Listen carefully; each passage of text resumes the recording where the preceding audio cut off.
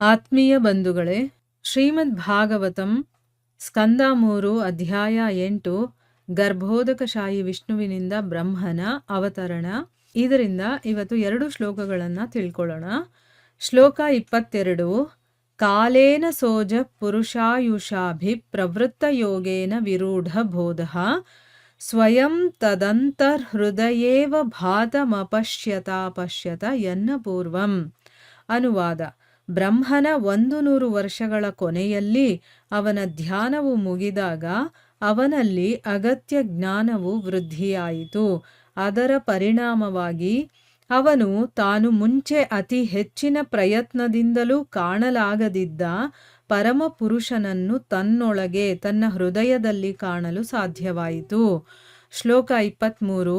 ಮೃಣಾಲ ಗೌರ ಯತಶೇಷ ಭೋಗ ಪರ್ಯಂಕ ಏಕಂ ಪುರುಷಂ ಶಯಾನಂ ಘಣಾತಪತ್ರಾಯುತ ಮೂರ್ಧರತ್ನ ದ್ಯುಭಿರ್ಹತ ದ್ವಾಂತ ಯುಗಾಂತ ತೋಯೆ. ಅನುವಾದ: ನೀರಿನ ಮೇಲೆ ಬೃಹದಾಕಾರದ ಕಮಲದಂತಹ ಬಿಳಿಯ ಶಯನವಾದ ಶೇಷನಾಗನ ಶರೀರವನ್ನು ಬ್ರಹ್ಮನು ನೋಡಬಲ್ಲವನಾಗಿದ್ದನು. ಅದರ ಮೇಲೆ ದೇವೋತ್ತಮ ಪುರುಷನು ಏಕಾಂಗಿಯಾಗಿ ಪವಡಿಸಿದ್ದನು. ಶೇಷನಾಗನ ಹೆಡೆಯನ್ನಲಂಕರಿಸಿದ ರತ್ನಗಳಿಂದ ಹೊರಹೊಮ್ಮುವ ಕಿರಣಗಳು ಇಡೀ ವಾತಾವರಣವನ್ನು ಪ್ರಜ್ವಲಗೊಳಿಸಿದ್ದವು. ಆ ಪ್ರಭೆಯು ಆ ಪ್ರದೇಶದ ಕತ್ತಲೆಯನ್ನು ನಾಶಗೊಳಿಸಿತು. ಇವು ಶ್ಲೋಕಗಳು ಮತ್ತು ಅವುಗಳ ಅನುವಾದ. ಈಗ ಭಾವಾರ್ಥದ ಮೂಲಕ ನಾವು ಇದರ ಅರ್ಥವನ್ನು ತಿಳ್ಕೊಳ್ಳೋದಕ್ಕೆ ಪ್ರಯತ್ನ ಮಾಡೋಣ. ಹೋದ ಭಾಗದಲ್ಲಿ ನಾವೇನು ತಿಳ್ಕೊಂಡ್ವಿ? ಮೈತ್ರೇಯರು ವಿದುರನಿಗೆ ಹೇಳ್ತಾರೆ, ಬ್ರಹ್ಮ ತನ್ನ ಅಸ್ತಿತ್ವದ ಬಗ್ಗೆ, ಅಂದರೆ ನಾನು ಯಾರು ಏನು ಅನ್ನುವಂಥ ಹುಡುಕಾಟದಲ್ಲಿ ಅಂತಿಮ ಕಾಲವನ್ನು ತಲುಪ್ತಾನೆ. ಅದು ಮೃತ್ಯುವಿನ ಭಯದ ಹಾಗೆ ಜೀವಿಗಳ ಮನಸ್ಸಲ್ಲಿ ಹೆದರಿಕೆಯನ್ನ ಹುಟ್ಟಿಸುತ್ತಲ್ಲ, ಅದು ಮತ್ತೆ ಇದೇ ಕಾಲ ವಿಷ್ಣುವಿನ ಕೈಯಲ್ಲಿ ಚಕ್ರದ ಹಾಗೆ ಇದೆ ಅಂತ ಅಂದ್ಬಿಟ್ಟು ಹೇಳಿದ್ರು. ಆಮೇಲೆ ತಾನು ಬಯಸಿದಂತಹ ಗುರಿಯನ್ನ ತಲುಪೋದಕ್ಕೆ ಆಗದೆ ಹುಡುಕಾಟದಿಂದ ಏನು ಮಾಡ್ತಾನೆ, ಮತ್ತೆ ಅವನು ವಾಪಸ್ಸು ಹಿಂದಿರುಗಿ ಆ ಕಮಲದ ತುದಿಗೆ ಬಂದ್ಬಿಡ್ತಾನೆ. ಆಮೇಲೆ ತನ್ನ ಎಲ್ಲ ಧ್ಯೇಯಗಳು, ಉದ್ದೇಶಗಳು ಎಲ್ಲವನ್ನ ಕೂಡ ತನ್ನ ಹತೋಟಿಯಲ್ಲಿ ಇಟ್ಕೊಂಡವನು ಆ ಭಗವಂತನಲ್ಲಿ ತನ್ನ ಮನಸ್ಸನ್ನ ಕೇಂದ್ರೀಕರಿಸ್ತಾನೆ. ಅಂದ್ರೆ ತನ್ನ ಸ್ವಂತ ಪ್ರಯತ್ನದಿಂದ ತಾನೇನೋ ಮಾಡಿಬಿಡ್ತೀನಿ ಅಂತ ಅಂದ್ಕೊಂಡು ಹುಡುಕಾಟ ನಡೆಸ್ತಾನಾದರೆ ಅವನಿಗೆ ಸಾಧ್ಯವಾಗಲಿಲ್ಲ. ಅದಕ್ಕೆ ಮತ್ತೆ ವಾಪಸ್ ಬಂದು ಏನು ಮಾಡ್ತಾನೆ, ಈಗ ತನ್ನ ಮನಸ್ಸನ್ನು ಭಗವಂತನಲ್ಲಿ ಕೇಂದ್ರೀಕರಿಸ್ತಾನೆ. ಈ ಒಂದು ಶ್ಲೋಕದಲ್ಲಿ ಏನು ಹೇಳ್ತಿದ್ದಾರೆ ಅಂತ ತಿಳ್ಕೊಳ್ಳೋಣ. ಬ್ರಹ್ಮನ 100 ವರ್ಷಗಳ ಕೊನೆಯಲ್ಲಿ, ಬ್ರಹ್ಮ ಒಂದೊಂದು ದಿವಸ ಕಳೀತಾನಲ್ಲ, ಅವನ 100 ವರ್ಷಗಳು ಕಳೆಯುತ್ತಲ್ಲ, ಆಗ ಅವನ ಧ್ಯಾನ ಮುಗಿಯುತ್ತೆ. ಆಗ ಅವನಿಗೇನು ಅಗತ್ಯವಾಗಿ ಬೇಕಾಗಿತ್ತೋ ಅಂತ ಜ್ಞಾನ ವೃದ್ಧಿಯಾಗತ್ತೆ. ಇಲ್ಲಿ ಬ್ರಹ್ಮ ಏನೇನು ಮಾಡ್ತಾ ಇದ್ದಾನೋ ನಾವು ಆ ರೀತಿನೇ ಮಾಡಬೇಕಾಗಿರೋದು. ನಮಗೂ ಕೂಡ ಅದೇ ರೀತಿ ರಿಯಲೈಸೇಷನ್ ಆಗ್ತಾ ಹೋಗುತ್ತೆ. ಈಗ ನಾವು ಸಾಧನೆಯನ್ನು ಶುರು ಮಾಡಿದ್ದೀವಿ. ಇದು ಎಷ್ಟು ದಿನಗಳ ಕಾಲ ಹಿಡಿಯುತ್ತೋ ಗೊತ್ತಿಲ್ಲ. ಯಾಕಂದರೆ ಒಬ್ಬೊಬ್ಬರ ಮನಸ್ಸು, ಒಬ್ಬೊಬ್ಬರ ಸ್ವಭಾವ, ಅವ್ರು ಮಾಡುವಂಥ ಸಾಧನೆ ಬೇರೆ ಬೇರೆ ರೀತಿಯಾಗಿರುತ್ತಲ್ವಾ. ಸೊ ನಾವು ಹೇಗೆ ಭಗವಂತನಿಗೆ ಸರೆಂಡರ್ ಆಗಿ ಮಾಡ್ತೀವೋ ಅಷ್ಟು ಬೇಗ ನಮಗೆ ಆ ಜ್ಞಾನ ಅನ್ನೋದು ಬರುತ್ತೆ. ಅಂದರೆ ಧ್ಯಾನ ಅಂತಂದರೆ ಭಗವಂತನಲ್ಲೇ ನಮ್ಮ ಮನಸ್ಸನ್ನು ಕೇಂದ್ರೀಕರಿಸೋದು. ಆ ರೀತಿ ಮಾಡಿದಾಗ ಆಮೇಲೆ ನಮ್ಮಲ್ಲಿ ಜ್ಞಾನ ಅನ್ನೋದು ವೃದ್ಧಿಯಾಗುತ್ತೆ. ಈಗ ನಾವೇನು ಹೊರಗಡೆಯಿಂದ ತಿಳ್ಕೊಳ್ತಾ ಇದ್ದೀವೋ ಇದು ಜ್ಞಾನ ಅಲ್ಲ. ನಮ್ಮಲ್ಲಿರುವಂಥ ಜ್ಞಾನವನ್ನು ಉದಯಿಸೋದಕ್ಕೆ ಇದೆಲ್ಲ ನಮಗೆ ಹೆಲ್ಪ್ ಮಾಡ್ತಾ ಇರುವಂಥದ್ದು. ಅವನು ಆ ರೀತಿ ಧ್ಯಾನಮಗ್ನನಾಗಿ 100 ವರ್ಷಗಳು ಸಾಧನೆಯನ್ನು ಮಾಡ್ತಾನೆ. ಅದರ ಪರಿಣಾಮವಾಗಿ ಅವನು ತಾನು ಮುಂಚೆ ಅತಿ ಹೆಚ್ಚಿನ ಪ್ರಯತ್ನ ಮಾಡಿದಾಗ್ಲೂ ಕೂಡ, ಅಂದರೆ ಇದರ ಹಿಂದೆ ಅವನೇನು ಮಾಡ್ದ, ತಾನೇ ಹುಡುಕ್ತೀನಿ ಅಂತ ಅಂದ್ಬಿಟ್ಟು ಆ ಕಮಲದ ನಾಳದ ಒಳಗಡೆಯಿಂದ ಹೋಗಿ ಎಲ್ಲ ಹುಡುಕ್ತಾನಲ್ವಾ. ಅಂದರೆ ಏನೋ ಒಂದು ಪ್ರಯತ್ನ ಎಲ್ಲ ಮಾಡಿದ್ರೂ ಕೂಡ ಆ ಭಗವಂತನನ್ನ ನೋಡೋದಕ್ಕಾಗಲಿಲ್ಲ. ಆದರೆ ಈಗ ತನ್ನ ಒಳಗಡೆನೇ ಇರುವಂತಹ ಆ ಪರಮ ಪುರುಷನನ್ನ ತನ್ನ ಹೃದಯದಲ್ಲಿ ಕಾಣೋದಕ್ಕೆ ಸಾಧ್ಯ ಆಯಿತು. ಅಂದರೆ ನಮ್ಮ ಸ್ವಂತ ಪ್ರಯತ್ನದಿಂದ ಏನೂ ಆಗೋದಿಲ್ಲ. ಆದರೆ ನಮ್ಮ ಪ್ರಯತ್ನವನ್ನು ನಾವು ಮಾಡಬೇಕಷ್ಟೇ. ಆದರೆ ಭಗವಂತನ ಕೃಪೆ ಆದಾಗ ಮಾತ್ರ ಅವನು ನಮಗೆ ಕಾಣಿಸ್ಕೊಳ್ಳೋದು. ಅದರ ಬಗ್ಗೆ ಇಲ್ಲಿ ಹೇಳ್ತಾ ಇದ್ದಾರೆ. ಈಗ ನಾವು ಹೊರಗಡೆ ಎಲ್ಲ ಹುಡುಕಾಟ ನಡೆಸ್ತಾ ಇದ್ದೀವಿ. ನಾವು ಬೇರೆಯವರು ಬಂದು ಹೇಳಿದ್ರೂ ಕೂಡ ನಾವು ಅದನ್ನು ನಂಬೋದಿಲ್ಲ. ಹುಡುಕಾಟ ಎಲ್ಲ ನಡೆಸಿದ್ಮೇಲೆ ವಾಪಸ್ ಎಲ್ಲಿಗೆ ಬರಬೇಕು? ಮತ್ತೆ ನಮ್ಮ ಮನೆಗೆ ನಾವು ವಾಪಸ್ ಬರಬೇಕು. ನಮ್ಮ ಒಳಗಡೆನೇ ಭಗವಂತ ಇದ್ದಾನೆ, ಆದರೆ ನಾವು ಹೊರಗಡೆ ಹುಡುಕ್ತಾ ಇದ್ದೀವಿ. ಕಂಕ್ಳಲ್ಲೇ ಮಗುನ ಇಟ್ಕೊಂಡು ಊರೆಲ್ಲ ಸುತ್ತಾಡಿದ್ರು ಅಂತ ಹೇಳ್ತಾರಲ್ಲ, ಆ ರೀತಿ ನಮ್ಮ ಹೃದಯದಲ್ಲೇ ಭಗವಂತ ಇದ್ದಾನೆ. ಆದರೆ ನಮಗೆ ಹೊರಗಡೆ ಪ್ರಪಂಚದಲ್ಲಿ ಹುಡುಕುವಂಥ ಒಂದು ಆಸೆ, ಅಂದರೆ ಅಲ್ಲೇ ಇಲ್ಲಿ ಎಲ್ಲೋ ಸಿಕ್ಕಿಬಿಡ್ತಾನೆ ಅಂತಂದ್ಬಿಟ್ಟು. ಆದರೆ ಎಲ್ಲ ಕಡೆ ಹುಡುಕಾಟ ನಡೆಸಿ ಕೊನೆಗೆ ನಾವು ನಮ್ಮಲ್ಲೇ ವಾಪಸ್ ಬರ್ತೀವಿ. ನಮ್ಮ ಹೃದಯದಲ್ಲೇ ಇದ್ದಾನೆ ಅನ್ನೋದು ನಮಗೆ ಗೊತ್ತಾಗುತ್ತೆ. ಅದು ಗೊತ್ತಾಗೋವರೆಗೂ ಕೂಡ ನಾವು ಹುಡುಕಾಟ ನಡೆಸ್ತಾನೆ ಇರ್ತೀವಿ. ಈಗ ಭಾವಾರ್ಥದಲ್ಲಿ ಗುರುಗಳೇನು ಹೇಳಿದ್ದಾರೆ ಅಂತ ತಿಳ್ಕೊಳ್ಳೋಣ.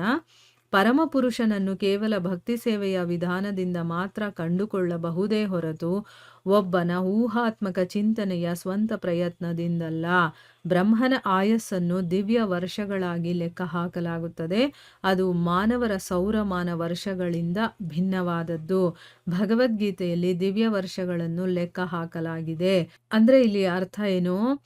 ಈಗ ಭಗವಂತನನ್ನ ನಾವು ಭಕ್ತಿಯಿಂದ ಮಾತ್ರ, ಅಂದ್ರೆ ಅವನಿಗೆ ಸರೆಂಡರ್ ಆಗಿ ಅವನೇ ಎಲ್ಲ ಅಂತ ತಿಳ್ಕೊಂಡು, ಸರ್ವಸ್ವ ಅಂತ ತಿಳ್ಕೊಂಡು ಅವನ ಸೇವೆಯನ್ನ ಮಾಡ್ತಾ ಅವನಲ್ಲೇ ನಾವು ಅನುರಾಗವನ್ನ ಇಟ್ಕೊಂಡು ಇರ್ತೀವಲ್ವಾ, ಅಂದ್ರೆ ಭಕ್ತಿ ಸೇವೆ ಅಂತ ಅದಕ್ಕೆ ಕರಿತೀವಿ. ಆ ಭಕ್ತಿ ಸೇವೆಯ ವಿಧಾನದಿಂದ ಮಾತ್ರ ನಾವು ಆ ಭಗವಂತನನ್ನ ಕಾಣಬಹುದೇ ಹೊರತು ಊಹಾತ್ಮಕ ಚಿಂತನೆಯ ಸ್ವಂತ ಪ್ರಯತ್ನದಿಂದ ಸಾಧ್ಯನೇ ಇಲ್ಲ. ಇಲ್ಲಿ ಬ್ರಹ್ಮನ ಆಯಸ್ಸನ್ನ ದಿವ್ಯ ವರ್ಷಗಳು ಅಂತ ಲೆಕ್ಕ ಹಾಕ್ತಾರೆ. ಏನು ಅಂತಂದ್ರೆ, ಈಗ ಮನುಷ್ಯರ ಒಂದು ಸೌರಮಾನ ವರ್ಷ ಬ್ರಹ್ಮನ ಒಂದು ಸೌರಮಾನ ವರ್ಷಕ್ಕಿಂತ ತುಂಬಾ ಭಿನ್ನವಾಗಿದೆ. ಇದರ ಬಗ್ಗೆ ಭಗವದ್ಗೀತೆಯಲ್ಲಿ ಒಂದು ಶ್ಲೋಕ ಇದೆ. ಅದೇನು ಅಂತಂದ್ರೆ 8ನೇ ಅಧ್ಯಾಯ 17ನೇ ಶ್ಲೋಕ.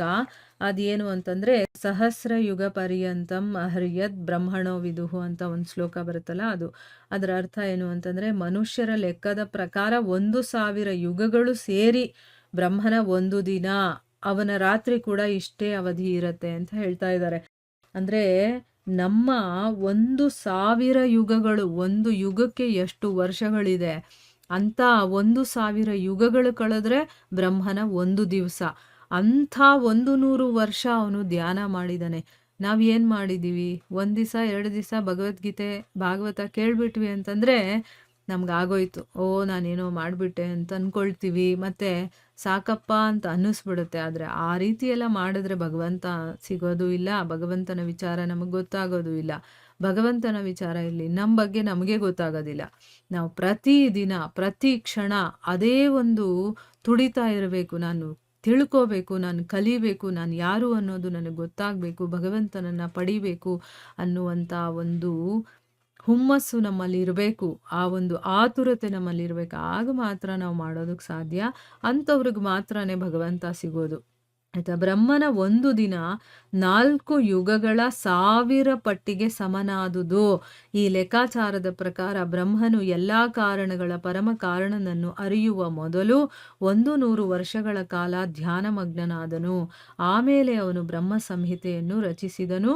ಇದನ್ನು ಶ್ರೀ ಚೈತನ್ಯರು ಅನುಮೋದಿಸಿದ್ದಾರೆ ಮತ್ತು ಮಾನ್ಯ ಮಾಡಿದ್ದಾರೆ. ಈಗ ಬ್ರಹ್ಮನ ಒಂದು ದಿನ ಅಂತಂದ್ರೆ ನಮ್ಮ 4 ಯುಗಗಳು ಅಂದ್ರೆ ಏನು, 43 ಲಕ್ಷ ವರ್ಷಗಳು ಅಂತ ಲೆಕ್ಕ ಹಾಕಿದ್ದಾರೆ. ಇಂಥದ್ದನ್ನ 1000 ಪಟ್ಟಿಗೆ ಮಾಡಿದ್ರೆ ಎಷ್ಟಾಗುತ್ತೋ ಅದಕ್ಕೆ ಸಮವಾಗಿರುವಂಥದ್ದು ಬ್ರಹ್ಮನ ಒಂದು ದಿನ. ಈ ಲೆಕ್ಕಾಚಾರದ ಪ್ರಕಾರ ಬ್ರಹ್ಮ ಎಲ್ಲ ಕಾರಣಗಳ ಪರಮ ಕಾರಣ ಏನು ಅಂತ ತಿಳ್ಕೊಳ್ಳೋದಕ್ಕೆ ಮುಂಚೆ ಅವನು ಇಂಥ 100 ವರ್ಷಗಳ ಕಾಲ ಧ್ಯಾನ ಮಗ್ನನಾಗ್ತಾನೆ ಅಂತ ಅಂದ್ಬಿಟ್ಟು ಇಲ್ಲಿ ಹೇಳ್ತಾ ಇದ್ದಾರೆ. ಆಮೇಲೆ ಅವನು ಏನ್ ಮಾಡ್ದ, ಬ್ರಹ್ಮ ಸಂಹಿತೆ ಅನ್ನೋದನ್ನ ರಚನೆ ಮಾಡಿದಾನೆ. ಅದನ್ನು ಕೂಡ ನನಗೆ ತುಂಬಾ ಇಷ್ಟ ಇದೆ, ಓದಬೇಕು ಅಂತ. ಅದು ಇನ್ನೂ ಪುಸ್ತಕ ಸಿಕ್ಕಿಲ್ಲ ನನಗೆ. ಅದು ಸಿಕ್ಕಿದಾಗ ನಾನು ಖಂಡಿತವಾಗ್ಲೂ ಬ್ರಹ್ಮ ಸಂಹಿತೆಯನ್ನ ಓದ್ತೀನಿ. ಇದನ್ನ ಶ್ರೀ ಚೈತನ್ಯರು ಕೂಡ ಒಪ್ಕೊಂಡು ಅದನ್ನ ಮಾನ್ಯ ಮಾಡಿದ್ದಾರೆ. ಅದರಲ್ಲಿ ಅವನು ಹೀಗೆ ಹಾಡ್ತಾನೆ, ಯಾರು? ಬ್ರಹ್ಮ, ಗೋವಿಂದಂ ಆದಿಪುರುಷಂ ತಮಹಂ ಭಜಾಮಿ ಅಂತಂದ್ಬಿಟ್ಟು, ಒಬ್ಬ ಭಗವಂತನಿಗೆ ಸೇವೆಯನ್ನು ಸಲ್ಲಿಸುವ ಮೊದಲು ಅಥವಾ ಅವನಿರುವಂತೆಯೇ ಅವನನ್ನು ಅರಿಯುವ ಮೊದಲು ಭಗವಂತನ ಅನುಗ್ರಹಕ್ಕಾಗಿ ಕಾಯಬೇಕು. ಇದು ಇಂಪಾರ್ಟೆಂಟ್ ಆಗಿರುವಂಥ ವಿಷಯ. ಏನು ಅಂತಂದ್ರೆ, ನಾವು ಭಗವಂತನಿಗೆ ಸೇವೆಯನ್ನ ಮಾಡಬೇಕು ಅನ್ನೋದಕ್ಕೆ ಮೊದಲು ಮತ್ತು ಅವನು ಇದ್ದಾನೆ, ಅವನು ಹೇಗಿದಾನೋ ಹಾಗೆ ಅವನನ್ನು ಅರ್ಥ ಮಾಡ್ಕೋಬೇಕು ಅಂತಂದರೆ ನಮ್ಮಿಂದ ಸಾಧ್ಯ ಇಲ್ಲ. ಭಗವಂತನ ಅನುಗ್ರಹ ನಮಗಾಯಿತು ಅಂತಂದರೆ ನಾವು ಅವನ ಸೇವೆನೂ ಮಾಡಬಹುದು, ಅವನನ್ನು ಅರ್ಥ ಕೂಡ ಮಾಡ್ಕೋಬೋದು. ಅವನು ಹೇಗಿದಾನೋ ಹಾಗೆ ಅರ್ಥ ಮಾಡ್ಕೊಳ್ಳೋದಕ್ಕೂ ಕೂಡ ಆಗತ್ತೆ ನಮಗೆ. ಅವನ ಅನುಗ್ರಹ ಇಲ್ಲ ಅಂತಂದರೆ ನಾವೇ ಏನೋ ಮಾಡಿಬಿಡ್ತೀವಿ ಅಂತಂದರೆ ಅದು ಖಂಡಿತ ಕೂಡ ಸಾಧ್ಯನೇ ಇಲ್ಲ.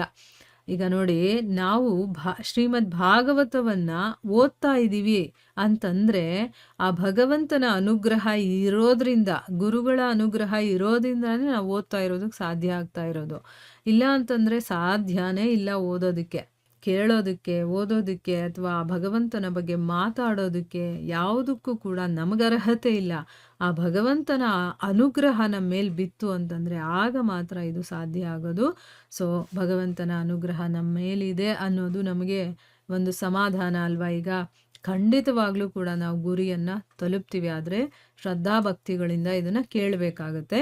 ಈಗ ಮುಂದಿನ ಶ್ಲೋಕದಲ್ಲಿ ಏನು ಹೇಳ್ತಾ ಇದ್ದಾರೆ ಅಂತಂದರೆ, ನೀರಿನ ಮೇಲೆ ಒಂದು ಬೃಹದಾಕಾರದ ಕಮಲದಂತಹ ಒಂದು ಬಿಳಿ ಶಯನವಾದಂತಹ ಶೇಷನಾಗನ ಶರೀರವನ್ನ ಬ್ರಹ್ಮ ನೋಡೋದಕ್ಕೆ ಸಾಧ್ಯ ಆಯಿತು. ಅಂದರೆ ಈಗ ಆ ಭಗವಂತನ ಅನುಗ್ರಹ ಅವನ ಮೇಲಾಯಿತು. ಯಾಕಂದರೆ ಅವನು ಇಷ್ಟು ವರ್ಷಗಳ ಕಾಲ ಅವನು ಧ್ಯಾನ ಮಾಡ್ತಾನೆ, ಭಗವಂತನಲ್ಲೇ ತನ್ನ ಮನಸ್ಸನ್ನು ಕೇಂದ್ರೀಕರಿಸ್ತಾನಲ್ಲ, ಅದರಿಂದ ಏನಾಯಿತು, ಶೇಷ ಶಯನವನ್ನ ಅವನು ನೋಡ್ತಾನೆ. ಆಮೇಲೆ ಅದರ ಮೇಲೆ ಭಗವಂತ ಏಕಾಂಗಿಯಾಗಿ ಮಲ್ಕೊಂಡಿದ್ದ. ಶೇಷನಾಗನ ಹೆಡೆಯನ್ನು ಅಲಂಕಾರ ಮಾಡಿದಂಥ ರತ್ನಗಳಿಂದ ಹೊರಹೊಮ್ಮುತ್ತಾ ಇದ್ದಂತಹ ಕಿರಣಗಳಿದೆಯಲ್ಲ, ಅದು ಇಡೀ ವಾತಾವರಣವನ್ನು ಪ್ರಜ್ವಲಗೊಳಿಸಿತ್ತು. ಆ ಪ್ರಭೆ ಇದೆಯಲ್ಲ, ಆ ಪ್ರದೇಶದ ಕತ್ತಲೆಯನ್ನೇ ನಾಶ ಮಾಡಿಬಿಟ್ಟಿತ್ತು. ಈಗ ನಮ್ಮ ಹೃದಯದಲ್ಲಿ ಭಗವಂತ ಇದಾನೆ ಅನ್ನೋದು ಗೊತ್ತಿದೆ, ಇನ್ನು ನಾವು ನೋಡಿಲ್ಲ ಅಲ್ವಾ. ನೋಡಬೇಕು, ನೋಡೋದಕ್ಕೆ ಸಾಧನೆಯನ್ನು ಮಾಡಬೇಕಾಗುತ್ತೆ. ಹೇಗೆ ಬ್ರಹ್ಮ ಮಾಡಿದ್ನೋ ಆ ರೀತಿ ನಾವು ಕೂಡ ಅದನ್ನು ನೋಡೋದಕ್ಕೆ ಆದಾಗ ನಮ್ಮ ಹೃದಯದಲ್ಲೂ ಕೂಡ ಶೇಷ ಶಯನಿಯಾದಂತಹ ಭಗವಂತನನ್ನು ನಾವು ನೋಡಬಹುದು.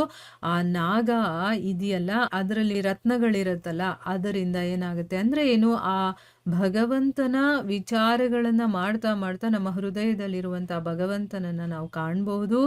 ಆಮೇಲೆ ಅಲ್ಲಿರುವಂತಹ ಜ್ಞಾನದ ಉದಯ ಆಗುತ್ತೆ, ಅದು ನಮ್ಮಲ್ಲಿರುವಂಥ ಕತ್ತಲೆಯನ್ನು ಹೊಡೆದು ಓಡಿಸುತ್ತೆ ಅನ್ನೋದು ಇದರ ಅರ್ಥ. ಯಾವಾಗ ನಾವು ಭಗವಂತನನ್ನು ನೋಡಿಬಿಡ್ತೀವೋ ಅಲ್ಲಿಗೆ ನಮ್ಮಲ್ಲಿ ಕತ್ತಲೆ ಅನ್ನೋದೇ ಇರೋದಿಲ್ಲ. ಅಂದರೆ ಕೆಟ್ಟದ್ದು, ನೆಗೆಟಿವು ಏನೇನಿದೆಯೋ ಅದೆಲ್ಲ ಯಾವುದೂ ಇರೋದಕ್ಕೆ ಸಾಧ್ಯ ಇಲ್ಲ, ಅಜ್ಞಾನ ಇರೋದಕ್ಕೆ ಸಾಧ್ಯ ಇಲ್ಲ. ಕಂಪ್ಲೀಟು ನಾವು ಜ್ಞಾನಮಯರಾಗ್ಬಿಡ್ತೀವಿ ಅನ್ನೋದು ಇದರ ಅರ್ಥ. ಇಲ್ಲಿಗೆ ನಾವು ನಿಲ್ಲಿಸೋಣ. ಹರೇ ಕೃಷ್ಣ.